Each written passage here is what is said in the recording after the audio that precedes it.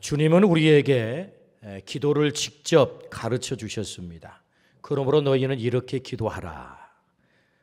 주 기도, 모범 답안이죠. 기도의 모범 답안을 가르쳐 주시면서 우리에게 기도를 할 것을 요구하십니다. 왜 이토록 기도를 원하실까요? 그것은 기도는 아버지 하나님과 그 자녀 사이의 인격적 만남이요 교제다. 기도는 그 자녀들의 소원을 들어주는 통로다. 기도는 예수님을 가장 효과적으로 닮는 길이다. 기도는 하나님이신 성령님이 임하시는 통로다. 기도는 하나님이 일하시는 가장 강력한 아이디어다. 해서 주님은 우리에게 기도를 가르치시고 하나님은 우리가 그토록 기도하기를 원하시는 거죠. 주님이 가르쳐 주신 기도, 우리는 그 기도를 가리켜 주 기도라고 합니다. 그 내용을 크게 두 부분으로 우리가 나눌 수 있는데요. 하나는 하나님을 위한 기도와 그리고 우리를 위한 기도입니다. 우리는 생각합니다.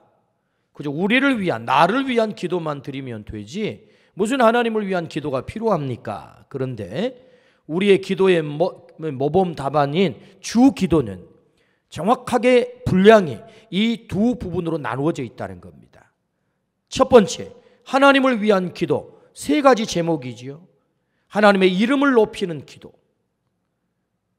두 번째, 그의 나라가 이루어지기를 위한 기도. 세 번째, 그의 뜻이 이루어지기를 위한 기도. 하나님을 위한 기도예요. 두 번째 내용, 우리를 위한 기도. 일용할 양식, 의식주를 위한 기도. 두 번째, 용서를 위한 기도. 세 번째, 시험과 악으로부터 우리를 보호해 달라고 하는 기도. 이것이 우리를 위한 기도란 말이죠. 이렇게 하나님을 위한 기도와 우리를 위한 기도로 주 기도가 그 내용이 채워져 있습니다. 오늘은 이렇게 기도하라 해서 우리 주님께서 기도를 가르쳐 주시는데 그 첫 번째 시간인데 그럼 어떻게 기도하라고 하시는 건가 했을 때 기도의 대상을 알라 이렇게 말씀을 하세요. 기도의 대상. 모든 종교에는 기도가 있습니다. 결정적인 차이는 사실은 내용에 있는 게 아니에요. 대상에 있는 것입니다. 대상. 여러분 기도한다고 했을 때 모든 사람이 기도하잖아요. 기도하는 주체도 다 사람 똑같아요. 거의 대부분의 종교에 있어서. 물론 내용에 약간의 차이가 있을 수 있겠지만 그러나 결정적인 차이는 결국 대상에 있는 거죠. 우리가 드리는 기도의 대상. 소크라테스는 자기 자신에게 기도했대요. 판테이즘이라고 하는 범신론자들은 모든 게 신이라는 거예요. 물건도 신이고 동물도 신이고 그리고 하늘도 신이고 해도 신이고 달도 신이고 범신론은 모두가 신이라는 거죠. 그래서 모든 것이 기도의 대상이 되는 거예요. 그래서 바위님한테 기도하고 나무님한테 기도하고 그렇죠. 바다님한테 기도하고 해님한테 기도하고 이렇게 되는 것입니다. 그렇다고 해서 그 기도가 다 이루어지는 것이냐? 그렇지 않다라는 거죠. 중요한 것은 우리의 기도의 대상을 정확하게 잘 아는 것이 기도에 있어서 무엇보다도 중요한 것입니다. 그래서 우리 주님께서 우리에게 기도를 가르치실 때 너희는 이렇게 기도하라. 하늘에 계신 우리 아버지여 이렇게 기도하라는 겁니다. 우리의 기도의 대상을 정확하게 알고 그 기도의 대상을 향하여 부르라라고 말씀하지요. 그러므로 우리가 기도하는 기도의 대상이 그 하나님은 어떤 하나님이실까? 이걸 우리에게 말씀하세요. 오늘 그 첫 번째는요, 하늘에 계신입니다. 하늘에 계신 우리 아버지. 여기 강조점은 첫 번째 하늘에 계신입니다. 호엔토이스 우라노이스, 우라노스가 하늘인데요, 우라노이스는 복수입니다. 그래서 하늘을 복수로 사용을 하고 있습니다. 그것은 당시 히브리인들은 하늘을 3층천으로 이해를 했어요. 1층, 2층, 3층. 그래서 가장 높은 자리에 하나님께서 보좌를 펴시고 거기 계신다. 이렇게 공간적 개념으로서의 3층 천에 하나님이 계신다 해서 우라노스, 우라노이스 복수를 써서 이렇게 하늘에 계신. 그럼 주님께서 그 하늘에 계신이라고 했을 때 그 하늘을 왜 사용을 하셨을까? 주경학자들은 이 부분에 있어서는 당시에 히브리인들이 가지고 있는 그 소박한 사고, 하나님은 하늘에 계셔, 그 3층 천의 마지막 천에 계시는 그 하나님으로서 그들의 생각을 담아내는 하늘에 계신이라고 부르셨을 것이다. 이제 이렇게 주석을 하기도 합니다. 근데 정확하게 여기서 하늘에 계신이 담고 있는 그 뜻은 공간적 개념이기보다는, 물론 공간적인 개념을 제외할 수는 없어요. 하나님은 이 우주에 계시고 우주 밖에도 계시고 모든 공간에 계시기 때문에 공간적인 개념을 배제할 수는 없지만 더 정확한 의미에서 하늘에 계신 이 의미는 첫 번째, 시편 115편 3절 말씀에 같이 한번 읽어볼까요? 시작. 오직 우리 하나님은 하늘에 계셔서 원하시는 모든 것을 행하셨나이다. 여기 하늘에 계셔요. 그 하늘에 계신 하나님은 어떤 일을 행하세요? 원하는 모든 것을 행하세요. 엘 샤다이, 전능하신 하나님이라는 거예요. 두 번째, 하늘에 계신 하나님은 어떤 하나님인가? 역대하 20장 6절 말씀 같이 한번 읽어봅니다. 이르되 우리 조상들의 하나님 여호와여, 주는 하늘에서 하나님이 아니시니까 이방 사람들의 모든 나라를 다스리지 아니하시나이까 주의 손에 권세와 능력이 있사오니 능히 주와 맞설 사람이 없나이다. 아멘. 오늘 이 말씀에 보니까 주는 하늘에 계셔요. 근데 그 하늘에 계신 하나님이 어떤 하나님인가? 모든 나라를 다스리세요. 통치하세요. 그 앞에 맞설 자가 없대요. 그러므로 여기 하늘의 하나님은 주권과 통치권을 가지고 계신 하나님, 다스리시고 통치하신 하나님, 내 삶을 개입하시고 다스리시는 하나님, 우리 나라를 통치하시고 개입하시는 하나님, 그 하나님이라는 거예요. 이 역사를 통치하시고 다스려 가시는 하나님, 그러니까 주권과 통치권을 가지고 계신 하늘에 계신 우리 아버지라는 거예요. 세 번째, 시편 11편 4절입니다. 시편 11편 4절 같이 한번 읽어봅니다. 시작. 여호와께서는 그의 성전에 계시고 여호와의 보호자는 하늘에 있으며 그의 눈이 인생을 통쳐가시고 그의 안목이 그들을 감찰하시도다. 그 하나님은 하늘에 계세요. 뭘 하세요? 그의 눈이 인생을 통쳐, 그의 안목이 그들을 감찰. 뭐예요? 우리를 다 세세하게 꿰뚫어 아신다는 거죠. 하나님은 우리를 아세요. 완벽하게 아세요. 이 하나님을 우리는 뭐라고 하십니까? 전지하신 하나님이라는 거예요. 모든 것을 아시는 하나님, 하늘에 계신 의미라는 거죠. 우리의 체질을 아시고 내 세포 하나까지 아시고 나를 조직하신. 그래서 시편 139편에 보면 그분은 우리를 신묘막측하게 창조하셨다. 우리의 체질을 아신다. 안고 일어섬까지 아신다. 하나님께서 우리를 온전히 아시는 거죠.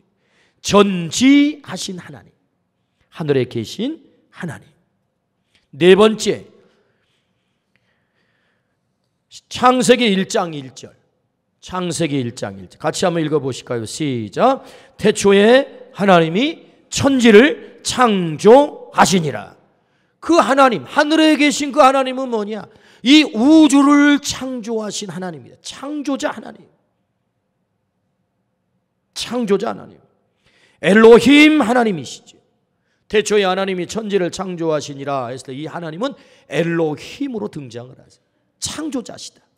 이 우주를 창조할 뿐만 아니라 내 생명까지 창조하신 그분이시다. 다섯 번째, 전도서 5장 2절 말씀입니다. 너는 하나님 앞에서 함부로 입을 열지 말며 급한 마음으로 말을 내지 말라. 하나님은 하늘에 계시고 너는 땅에 있습니다. 그런즉 마땅히 말을 적게 할 것이라. 하나님은 하늘에 계시고 나는 땅에 있다. 의미하는 바가 뭐지요? 그분은 초월자라는 거예요. 나와 전적으로 다른, 그분은 창조자시고 초월자가 되셔서 나와 구별된 존재로 계신다. 나는 땅에 유한한 존재로 있다는 거죠. 그분은 초월자가 됐어요. 그러므로 우리가 기도드릴 대상 되신 하나님은 하늘에 계신 아버지신데, 초월하신 하나님, 전지하셔서 나를 가장 잘 아시는 하나님, 전능하셔서 나를 끝까지 사랑하시고 책임지시는 하나님. 왜 그분이 전지 모든 것을 아셔야 되는 겁니까? 나를 왜 끝까지 다 아셔야 되는 거예요? 그의 전능 속으로 나를 끝까지 책임지기 위해서. 우리 인간 아버지는 무한하지 않습니다. 유한합니다. 사랑하는 자녀가 어려운 자리에 빠져도 우리가 다 책임질 수 없습니다. 때가 되면 그냥 덩그마니 고아처럼 두고 다 떠나는니다. 부모가 다 떠나잖아요. 그러나 그분은 전지하세요. 그리고 전능하세요. 그리고 영원하세요. 그분이 하늘에 계신 하나님이시다. 나의 아픔 눈물을 이미 알고 계신 하나님, 가장 선한 길로 인도하시는 하나님, 가장 적당하게 나를 다스리시고 통치해 가시는 하나님, 우리의 기도의 대상이 바로 그 하나님, 하늘에 계신 하나님이다. 그래서 주님은 우리에게 기도를 가르치시면서 그 하늘에 계신 하나님을 부르라는 거예요. 너희는 이렇게 기도하라. 기도의 대상을 정확하게 알라. 하늘에 계신 그 하나님이다. 이 전능하시고 초월하신 하나님, 하늘의 하나님께 기도할 때 성경은 어떤 일이 일어난다고 가르쳐 주셨습니까? 기도는 하나님의 아이디어. 홍일곤 목사님은 성경에서 기도함으로 나타난 놀라운 능력들을 소개합니다. 기도의 위력, 기도는 불치병을 치료한다. 마가복음 10장. 기도는 죽은 자를 살린다. 사도행전 9장. 기도는 적군을 막아낸다. 왕하 19장. 기도는 천군 천사를 보게 한다. 열왕기하 6장. 기도는 옥문을 열어버린다. 사도행전 16장. 기도는 홍해를 갈라버린다. 출애굽기 14장. 기도는 사자의 입을 틀어 막아버린다. 다니엘서 6장. 기도는 닫힌 태의 문을 연다. 창세기 20장. 기도는 민족의 위기를 극복하게 한다. 에스더 4장. 기도는 귀신을 능히 쫓아내버린다. 마태복음 17장. 기도는 전쟁에서 승리를 보장한다. 출애굽기 17장. 기도는 불 속에서 능히 구원받게 한다. 다니엘서 3장. 기도는 태양을 멈추게 한다. 열왕기하 20장. 기도는 하늘을 열어 불을 내리기도 한다. 열왕기상 18장. 기도는 닫힌 하늘문을 열어 비를 쏟아주신다. 열왕기상 18장. 성경에서는 그 기도를 통해서 위대한 능력, 위대한 그 일들이 이렇게 나타났음을 이미 성경에서 말씀합니다. 기도의 능력이라는 거죠. 어떻게 해서 기도가 이렇게 능력 있게 나타날 수 있는 것입니까? 하늘에 계신 창조자 되시고 전지하시고 전능하시고 초월해 계시고 주권과 통치를 가신 그분께서 우리가 기도할 때 이 우주를 다스리신 그분께서 이런 능력을 행하신다는 거죠.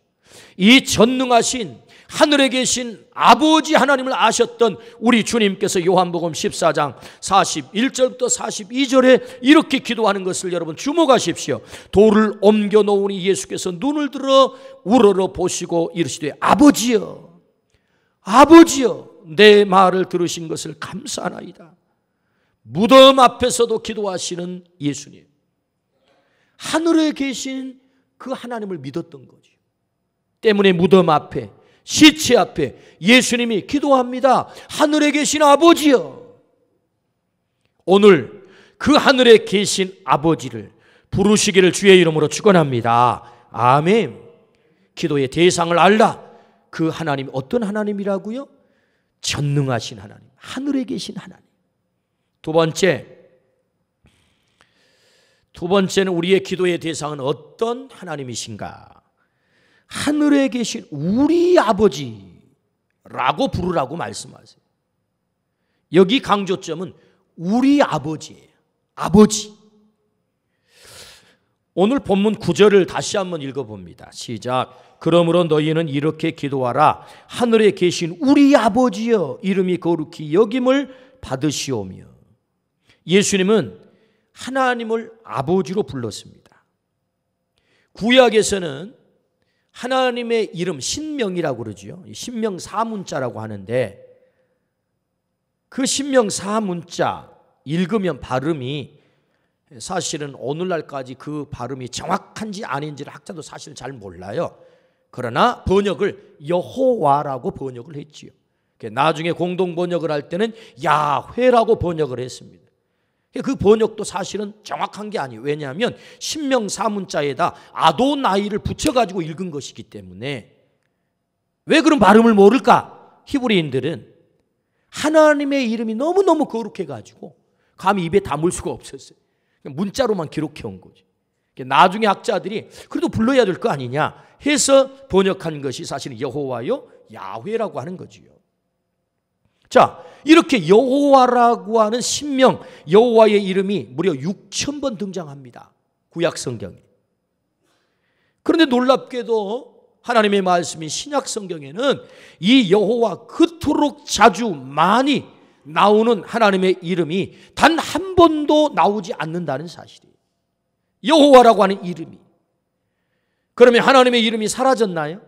하나님의 존재가 없어졌나요? 아닙니다. 하나님의 이름이 바뀌어서 나오죠. 어떻게 해요? 아버지라고 나오는 거예요. 그래서 요한복음에서만 무려 156회 아버지 이름이 나오고, 신약성경 전체에는 300번 이상 아버지가 등장을 합니다. 예수님은 하나님을 아버지로 부르기를 즐겨했다는 거예요. 이게 굉장히 중요한 것입니다. 마태복음 11장 25절, 그때 예수께서 대답하여 이르시되 천지의 주제이신 아버지여. 요한복음 11장 41절, 돌을 옮겨 놓으니 예수께서 눈을 들어 우러러 보시고 이르시되 아버지여, 내 말을 들으신 것을 감사하나이다. 요한복음 17장 1절, 예수께서 이 말씀을 하시고 눈을 들어 하늘을 우러러 이르시되 아버지여, 때가 이르러 싸우니 아들을 영화롭게 하사 아들로 아버지를 영화롭게 하옵소서. 그렇다면 왜 예수님은 이 거룩한, 당시의 히브리 사람들은 그 이름조차도 입으로 감히 발음할 수 없었던 이 거룩하신 여호와 하나님을 더 높이고 더 거룩하고 더 위대하신, 이렇게 더 높여야 될 터인데 그렇게 하지 않으시고 너무 쉬운, 아버지라는 존재가 어떤 존재입니까? 너무 쉬운 존재잖아요. 요새는 아버지의 권위가 얼마나 폭락을 했는지, 야 일어나, 늦잠 자는 자식을 깨우는데 아버지가 야 일어나라니까 안 일어나요. 아버지 말에 권위가 없어가지고. 그래서 할 수 없이 선택한 방법이 엄마가 일어나래. 벌떡 일어나는 거예요. 요새 아버지가 이렇게 쉬운 존재가 됐단 말이죠. 예수님은 이렇게 쉬운 아버지라고 하나님을 어떻게 보면 그의 존재성을 격화시킨 듯한 아버지로 부르게 했다는 거예요. 위대하시고 존귀하시고 거룩하시고 전능하신 우리의 주제 하나님, 이렇게 해야 될 터인데 그렇게 하지 않고 아버지라고 부르라 했다는 거예요. 당시에 이 예수님의 입에서 나오는 아버지라고 하는 이 이름이 유대인들은 소화가 안 된 거예요. 충격인 거예요. 참남하도다. 어찌 하나님을 이렇게 모독하는가? 하나님을 어떻게 너희 아버지라고 부를 수 있단 말인가? 그래서 여러분, 유대인들이 예수님을 공격하는 그 빌미가 뭐예요? 신성 모독이라는 것 아닙니까? 감히 네가 하나님을 아버지로, 네가 그의 아들이란 말이냐? 이렇게 나오는 거죠. 왜 아버지라고 부르게 했을까? 그 평범하고 우리 가장 가까이 계시는 그분으로 왜 하나님을 아버지로 부르게 했을까? 이건 오늘 하나님을 아는 데 가장 중요한 메시지입니다. 그것은 우리가 사랑 많으신 아버지 앞에 거리낌 없이 모든 것을 가지고 아들과 딸로 나와 나를 아빠라 부르라. 너는 그 아들과 딸의 자격을 얻었기 때문이야. 한 단계 더 들어가 보면 내가 메시아로 와서 내가 십자가에 죽은 궁극적인 목적은 그 하나님을 너에게 아버지로 부르게 하는 그 권세를 얻도록 하기 위해서 내가 십자가에 죽은 거야. 내가 너를 그렇게 신분을 회복시켜 너에게 아버지라 부르게 한 거야. 그러니 너는 자녀로 그 하나님 앞에 나오라. 이것이 하나님의 메시지입니다. 자녀로 하나님 앞에 나오라. 하나님이 멀리 계신 하나님이 아니고 무서운 하나님이 아니고 나와 별개로 존재하신 분이 아니고 내 가까이 나를 가장 잘 아시는 그 아버지. 그래서 너는 자녀로 나와. 너와 내가 아버지와 자녀로 만나기를 원해. 거리가 아무것도 거리가 없는 그 자녀로 만나기를 원해.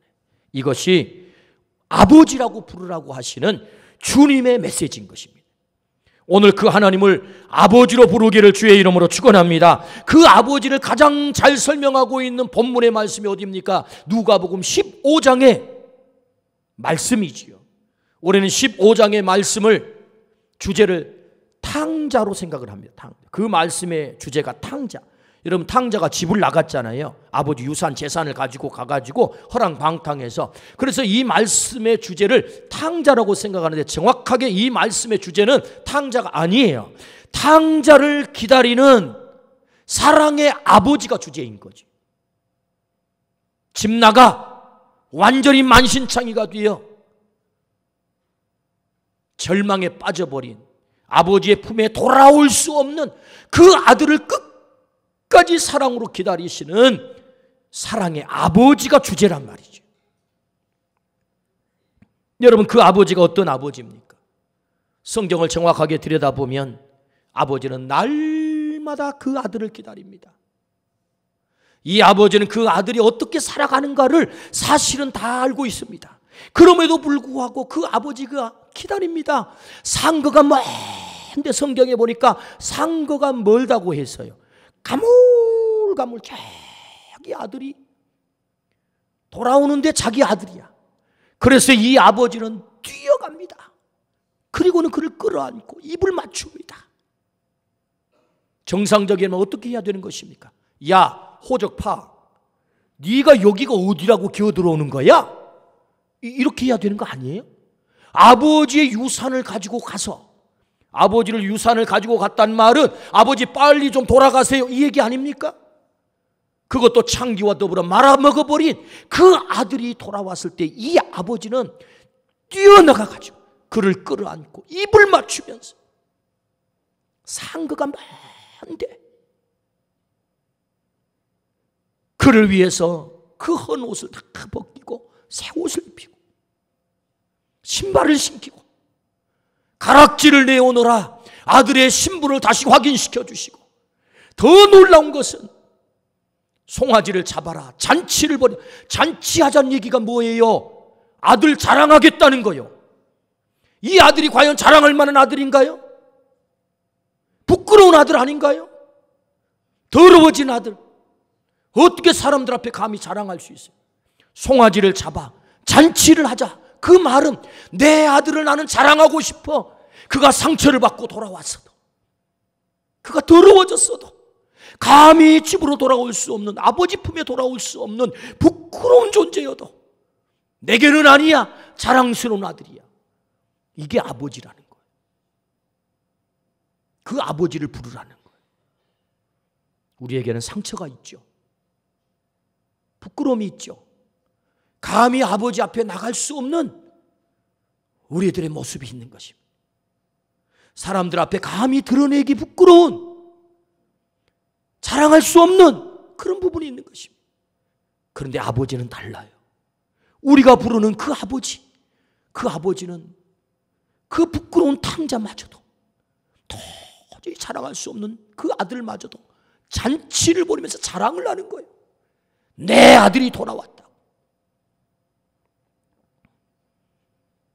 그 아버지를 부르라는 거예요. 우리가 불러야 될 아버지가 바로 그 아버지다. 하늘에 계신 우리 아버지. 오늘 우리가 이 아버지를 부르기를 주의 이름으로 축원합니다. 우리를 심판만 하시는 아버지가 아니에요. 우리에게 매만 때리시는 그런 아버지가 아니에요. 과거의 역기능의 아버지들 때문에 하나님 아버지가 오해되는 경우가 참 많습니다. 그런데 오늘 여기 아버지는 그런 아버지가 아니라고요. 우리는 이 말씀을 좀 더 성경적으로 조금 들어가 보면은 일반 계시적 차원에서 우리는 모두가 하나님의 자녀, 하나님을 아버지로 부를 수밖에 없는 존재예요. 이사야서 64장 8절 말씀, 그러나 여호와여 이제 주는 우리 아버지시니이다. 우리는 진흙이요 주는 토기장이시니 우리는 다 주의 손으로 지으신 것이니이다. 우리가 하나님의 손에 의해서 다 지음을 받았기 때문에 하나님을 아버지라 부를 수밖에 없는 거죠. 우리가 아버지 부르기 싫어도 아버지가 날 낳았으니 아버지라 부르는 거 아니에요. 하나님이 우리를 만들어 버렸어요. 그러니까 그분은 아버지라고요. 원투는 원치 않든 아버지, 그분이 나를 창조했으니까. 이게 이제 일반 계시적인 차원에서 그분은 우리 아버지가 됐으니 우리는 아버지라 부를 수밖에 없고, 그러나 특별 계시 차원이 있어요. 특별 계시. 그게 뭐냐 하면은 에베소서 2장 3절 말씀에 전에는 우리도 다 그 가운데서 우리의 육체의 욕심을 따라 지내며 육체와 마음에 원하는 것을 하여 다른 이들과 같이 본질상 진노의 자녀였더니, 아담의 후예로 태어난 우리는 모두가 본질상 진노의 자녀였단 말이에요. 이 말은 하나님 앞에 나갈 수 없는 자녀, 멸망의 자녀였던 거예요. 그런데 에베소서 1장에 보니까 만세전에 하나님께서 우리를 예정하신 거예요. 하나님이 택하신, 어떻게? 그리스도 안에서, in Christ, 그리스도 안에서 나를 예정하시고 택하셨어요. 그래서 그 예정과 택함이 결과적으로 어떻게 나타난 것입니까? 요한복음 1장 12절 같이 한번 읽어보실까요? 영접하는 자 곧 그 이름을 믿는 자들에게는 하나님의 자녀가 되는 권세를 주셨다. 하나님이 나를 만세전에 예정하셔서 예수님을 영접하도록 하셨어요. 그래서 나로 하여금 자녀의 권세, 자녀의 신분을 회복시켜 주신 거예요. 이것이 특별 계시예요. 그래서 나를 구원하시고 하나님 앞에 당당하게 나설 수 있는 이 특권을 허락하신 거죠. 로마서 8장 15절, 그 특권이 뭡니까? 자녀의 신분의 특권이 뭐예요? 로마서 8장 15절 같이 읽습니다. 시작. 너희는 다시 무서워하는 종의 영을 받지 아니하고 양자의 영을 받았으므로, 우리가,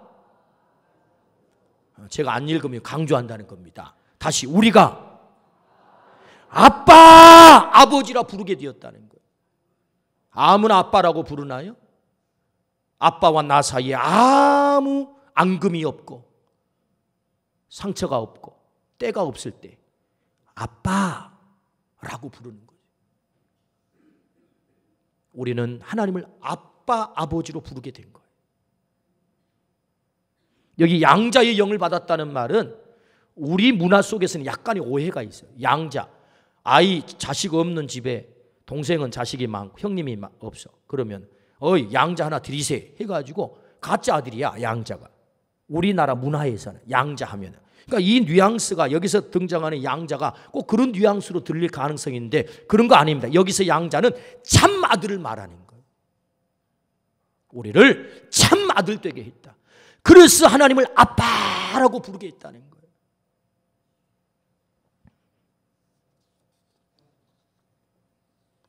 우리의 기도의 대상은 아빠, 아버지입니다. 주님은 우리에게 자녀로 당당히 나가 그 아빠, 아버지를 부르며 기도하라고 말씀하세요. 우리가 하나님을 아빠라 부를 때 그 아빠 되신 하나님이 그 자녀의 요구를 어떻게 무시할 수 있겠어요? 왜요? 이 얘기를 잘 들어보세요. 어떤 왕이 나이 많은 노제상에게 물었습니다.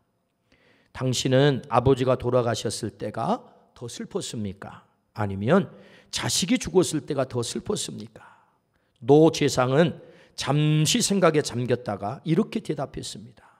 아뢰옵기 황공하오나 어느 쪽이 더 슬펐는지 알 수 없습니다. 그러나 전하께서 구태여 차이를 말씀하라 하시면 이렇게 말씀드릴 수 있습니다. 아버지가 돌아가셨을 때는 눈물의 안개 속에 가끔 뽀얗게 남산 끝머리가 보일락말락했습니다. 그러나 자식이 죽었을 때는 아무것도 보이지 않았습니다. 이것이 아비의 마음이죠. 부모 돌아가시면 슬픕니다. 눈물 나죠. 근데 남산은 보여요. 가끔. 근데 자식이 죽으면 깜깜해져 버려요. 이것이 아버지의 사랑인 거죠. 나는 너를 그렇게 사랑하니 너는 나를 아빠라 부르며 나와라. 네가 나를 사랑한 것보다 내가 너를 수만 배 더 사랑하니 너는 나를 아버지라 불러라. 이것이 주님의 말씀이에요. 주님은 우리에게 기도를 가르쳐 주셨습니다. 그러므로 너희는 이렇게 기도하라. 기도의 모범 답안을 가르쳐 주시면서 첫 번째, 기도의 대상인 그 하나님에 대해서 우리에게 말씀하십니다. 하늘에 계신 우리 아버지, 하늘에 계신 그분은 전능하시고 전지하셔서. 왜 전지하셔야 됩니까? 왜 전능하셔야 됩니까? 나를 끝까지 사랑하기 위해서 아가페의 사랑으로. 그분은 우리의 아빠, 아버지가 되세요.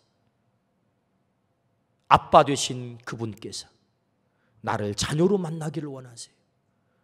네가 어떤 요구를 하든, 네가 부끄러워졌어도, 네가 세상에 상처를 받았어도, 사람들 앞에 드러내놓고 자랑할 만하지 못해도 아니야, 나는 너를 자랑할 거야. 잔치하면서 자랑할, 너는 내 아들이야, 내 딸이야. 그 아버지를 부르라. 하늘에 계신 우리 아버지. 그 하나님을 부르시면서 기도하기를 주의 이름으로 축원합니다. 아멘.